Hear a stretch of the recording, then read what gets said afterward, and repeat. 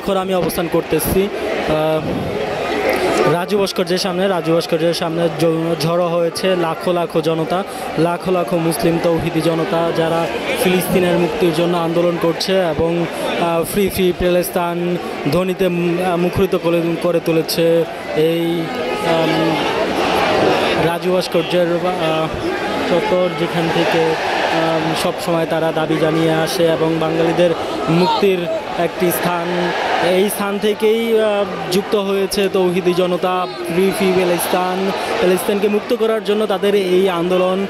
প্রত্যেক দলমত নির্বিশেষে প্রত্যেকটি মানুষই যুক্ত হয়েছে এই আন্দোলনে অংশগ্রহণ করে তারা বিশ্ব মুসলিমকে জানিয়ে দিতে চাচ্ছে যে ফিলিস্তিন যেইভাবে হোক মুক্ত হোক, ইসলাম বিজয়ী হোক, ফিলিস্তিনি মুক্তির জন্য তাদের এই সময়ের দাবি।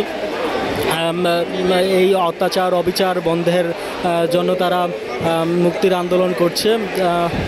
তাদের এই অবস্থান কর্মসূচি থেকে তারা জানিয়েছে তারা ফ্রি প্যালেস্তাইন হওয়ার আগ পর্যন্ত তাদের কার্যক্রম চালিয়ে যাবে এবং তারা যতদিন পর্যন্ত ফিলিস্তিন মুক্ত না হবে ততদিন পর্যন্ত তাদের এই আন্দোলন কার্যক্রম চালিয়ে যাবে।